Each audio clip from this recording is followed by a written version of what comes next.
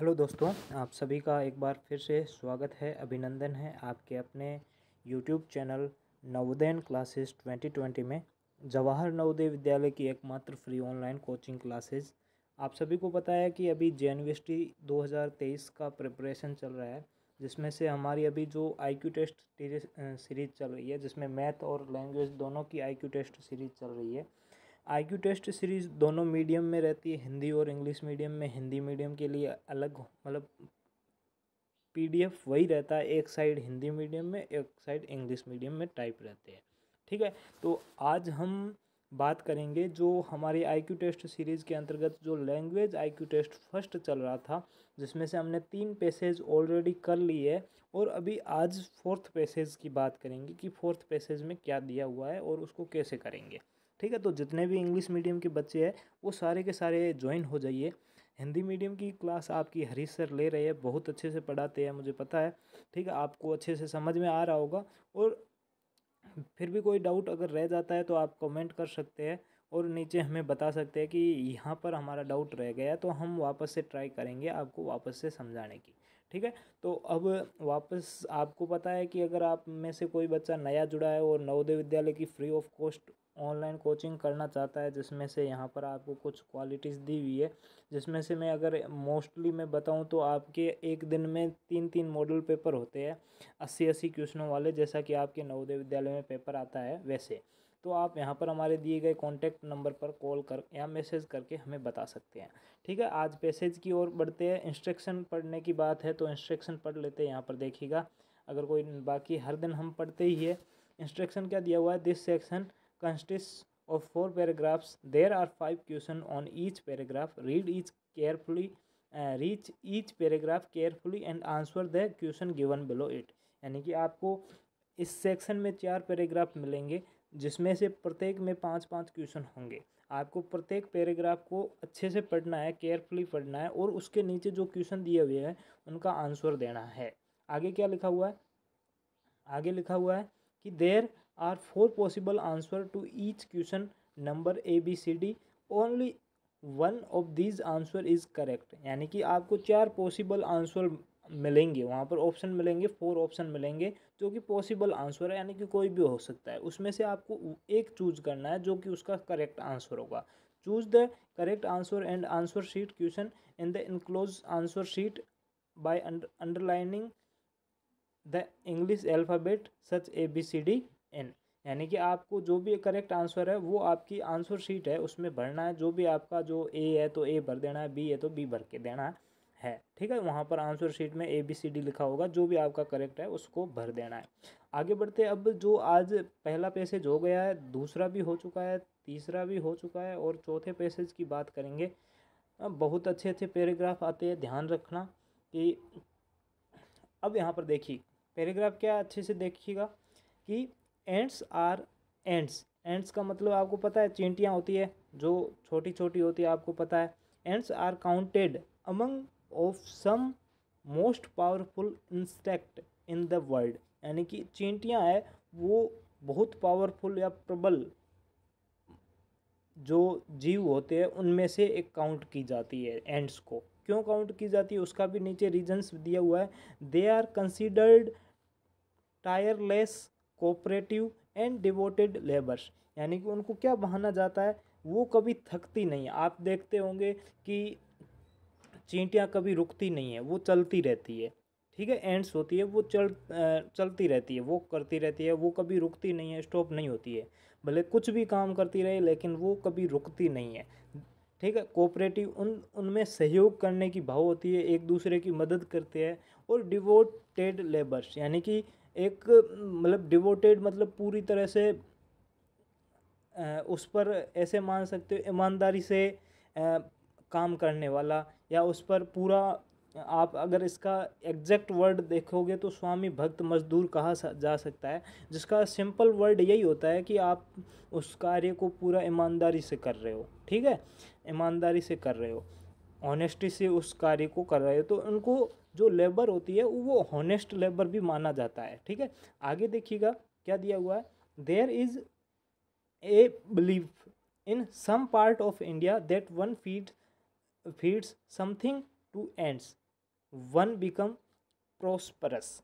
यानी कि क्या कहा गया है कि हमारे भारत के कुछ इलाकों में ये भी माना जाता है, लोग विश्वास करते हैं कि चींटियों को खाना खिलाने से या दाने खिलाने से हमारा दिन अच्छा जाता है। ठीक है, इसीलिए इसीलिए क्या है, इसीलिए यहाँ पर देखिए आगे क्या दिया हुआ है, इसीलिए some peoples place sugar near ant colonies early in the morning. यानी कि कुछ लोग जो शुगर चीनी है उनके कुछ दाने जो चींटियों की कॉलोनीज होती है उनके पास में सुबह सुबह रखते हैं, और वो उनको मतलब कि हेल्प उनकी कह सकते हैं या फिर उनको डोनर के रूप में मान सकते हैं कि वो चींटियों की मदद करते हैं। सुबह सुबह वो दाने शुगर के दाने रखते हैं ताकि चींटियाँ उनको खा सके। तो ये एक एज ए डोनर के रूप में वो काम करते हैं, चैरिटी के रूप में काम करते हैं, which is considered an act of charity. यानी कि ये चैरिटी के अंतर्गत आता है। चैरिटी आप कह सकते हो कि वो जो लोग सुबह सुबह चींटियों को शुगर के दाने रखते हैं उनकी कॉलोनीज़ के पास, वो एक चैरिटी का कार्य कर रहे हैं, चैरिटी का वर्क कर रहे हैं। Act of charity to bring good fortune of their day. वो विश्वास रखते हैं कि अगर चींटियों को सुबह सुबह मॉर्निंग में उनको कुछ खिलाने से हमारा दिन अच्छा जाएगा, इसीलिए वो सुबह सुबह चींटियों को शुगर के दाने खिलाते हैं। वहाँ के जो उनकी कॉलोनीज होती है उनके पास में उनके शुगर के जो दाने होते हैं उनको रखते हैं। नेटिव अमेरिकन्स यानी कि अमेरिका में जो रहते हैं वहाँ के लोग, आदिवासी या फिर वहाँ के मूल निवासी आप कह सकते हो। नेटिव यानी कि जो मेन अमेरिका में पहले से ही रहते थे। बिलीव दैट, वहाँ के लोग क्या विश्वास करते हैं, women's learn a lot from ends. यानी कि इंसान है, हम वुमेंस है, वो चींटियों से बहुत कुछ सीखते हैं। Lot from, learn a lot from ends यानी कि बहुत कुछ सीखते हैं, एंड्स से सीखते हैं।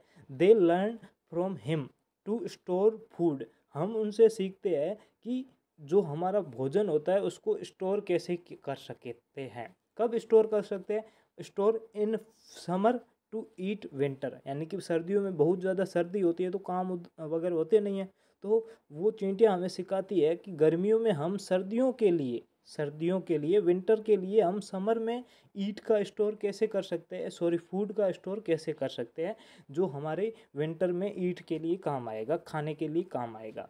Ends taught us how to stay cool in summer and warm in winter. यानी कि चींटियाँ हमें यह भी सिखाती है कि हम गर्मियों में ठंडे कैसे रहे और सर्दियों में गर्म कैसे रहे।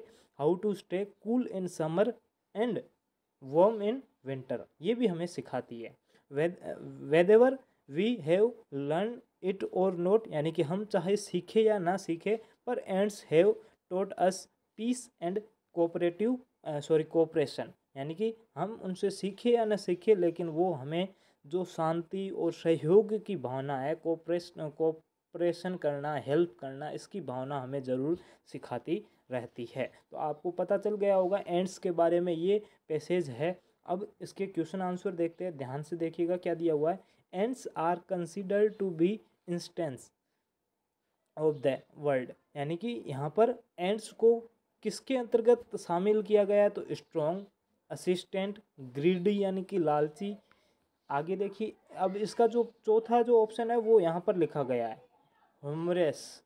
ठीक है, तो इसका मतलब आपको अभी मैंने ऊपर ऊपर पैसेज बताया था कि चींटियों को हमने किस में काउंट किया है, स्ट्रॉन्ग में काउंट किया है। जो सुबह मतलब कि बहुत मेहनती होती है, वो कभी रुकती नहीं है। तो यहाँ पर जो हमारा ऑप्शन हो जाएगा, फर्स्ट ऑप्शन हो जाएगा। ठीक, कि consider ants are considered to be insect of the world किसके अंतर्गत शामिल होगा, स्ट्रॉन्ग के अंदर शामिल होगा। वो स्ट्रॉन्ग है, बहुत ज़्यादा स्ट्रॉन्ग है, लालची नहीं है, असिस्टेंट भी नहीं है, और वहाँ पर ह्यूमरस भी नहीं है। ठीक है, तो यहाँ पर ऑप्शन नंबर ए है वो आपका एकदम राइट आंसर हो जाएगा। अब यहाँ पर हिंदी और इंग्लिश में ये चौथा पैसेज है वो थोड़ा ऊपर नीचे हो गया था, तो यहाँ पर इंग्लिश मीडियम का क्वेश्चन हिंदी वाले के साइड में आ चुका है, तो यहाँ पर थोड़ा सा बहुत ध्यान देना, अगली बार से ये गलतियाँ नहीं होगी, कोशिश मैं पूरी करूँगा। अब यहाँ पर देखिए क्या दिया हुआ है, एक मिनट रुकिए। क्वेश्चन क्या है, क्वेश्चन ध्यान से देखिएगा। There are people who feeds ant, यानी कि ऐसे व्यक्ति जो चींटियों को दाने खिलाते हैं उनको हम क्या कह सकते हैं? डोनर कह सकते हैं, एसोसिएट कह सकते हैं, या फिर और यहाँ पर दिया हुआ है हॉनेस्ट कह सकते हैं या रिच कह सकते हैं। उनको हम क्या कह सकते हैं? तो आपको पता है जो जो दाने वगैरह खिलाते हैं उनको हम डोनर ही कहते हैं। वो चैरिटी का काम करते हैं तो उनको डोनर कहते हैं। डोनर यानी कि एक दानी व्यक्ति जो दान देता है और चैरिटी का कार्य करता है। ठीक है, तो यहाँ पर 17 का क्वेश्चन का आंसर क्या हो जाएगा? ऑप्शन नंबर ए हो जाएगा। आगे देखिए 18 नंबर क्वेश्चन देखिए। 18 नंबर क्वेश्चन क्या दिया हुआ है कि charity is an act in which lies, यानी कि चैरिटी के अंतर्गत क्या शामिल है? टू आस्क, किसी को कुछ पूछना शामिल है। टेक, किसी से कुछ लेना शामिल है। आस्क, ये भी सेम ही है, कुछ पूछना शामिल है। या फिर गिव, किसी को कुछ देना शामिल है। तो चैरिटी के अंतर्गत आपको पता है हमेशा टू गिव होता है, यानी कि हम किसी चीज़ की किसी व्यक्ति की मदद करते हैं, उसको कुछ देते हैं, गिव। ठीक है, टेक यानी लेना और गिव यानी देना। ठीक है, तो यहाँ पर ऑप्शन नंबर डी है वो आपका एकदम राइट आंसर हो जाएगा। चैरिटी के अंतर्गत क्या शामिल हो जाएगा? टू गिव या गिव। आगे 19 नंबर क्वेश्चन देखिएगा। 19 नंबर क्वेश्चन क्या दिया गया? अकॉर्डिंग टू नेटिव अमेरिकन, यानी कि जो नेटिव अमेरिकन है उनके अनुसार एंड्स टोट मैन, यानी कि जो एंड्स होती है वो मनुष्य को क्या सिखाती है, क्या टीच करवाती है, टोट करवाती है? तो यहाँ पर ऑप्शन नंबर ए है how to collect food in winter. तो यहाँ पर ये गलत हो जाएगा क्योंकि हमें क्या सिखाती है? How to collect food in summer for winter, winter के लिए, लेकिन समर में हम उसको कैसे कलेक्ट करें ये सिखाती है, जबकि विंटर में नहीं सिखाती है। तो ये गलत हो जाएगा। How to stay in cool in summer, यानी कि हम गर्मियों में भी ठंडे कैसे रहे ये सिखाती है। बिल्कुल सही है, ये सिखाती है। How to fight with enemies, बिल्कुल यहाँ पर एनिमीज़ की बात कभी नहीं की गई है पैसेज में, तो ये गलत हो जाएगा। How to make good fortune, ये भी गलत हो जाएगा, कुछ बनाने की बात भी नहीं की गई है। ठीक है, तो यहाँ पर हमारा कि गर्मियों में समर में कूल कैसे रहे ये हमें सिखाया गया। आगे देखिए the meaning of the word prosperous, sorry prosperous. ठीक है, इसका मीनिंग क्या होता है? तो इसका मीनिंग आप देखोगे तो इसका मीनिंग सिंपली जो आप देखोगे रिच होता है या फिर जो सक्सेसफुल पर्सन होते हैं उनके लिए प्रोस्परस यूज किया जाता है, कि जो एकदम सक्सेसफुली है और वो बहुत रिच है, उनके पास पैसे वगैरह बहुत है, तो लॉयल्टिस्ट नहीं आएगा, एसोसिएट भी नहीं आएगा, पुअर भी नहीं आएगा, और यहाँ पर आपका रिच वर्ड है वो आपका एकदम राइट आंसर हो जाएगा। अब यहाँ पर आपकी थोड़ी सी वोकेब सही होनी चाहिए, आपको पता होना चाहिए कि कौन सा वर्ड किसके लिए यूज किया जाता है। ये अगर सिंपल वर्ड में अगर आपको पता है तो आप ऑप्शन के अकॉर्डिंग इसका आंसर कर सकते हो। बाकी वोकेब में बहुत सारे शब्द है, अगर आपका इंग्लिश मीडियम है तो आप ज़्यादा से ज़्यादा इंग्लिश को यूज कीजिएगा ताकि आपकी जो लैंग्वेज है वो एकदम अच्छी हो जाए। और इसी के साथ हमारा ये जो IQ टेस्ट फर्स्ट है ये कंप्लीट हो जाता है, और कल आपको नया दूसरा IQ टेस्ट मिल जाएगा जिसमें वापस से वही पैसेज होंगे और उसी पैसेज को हम अगले 4 दिन तक करेंगे। तो आज के लिए इतना ही। Okay, bye.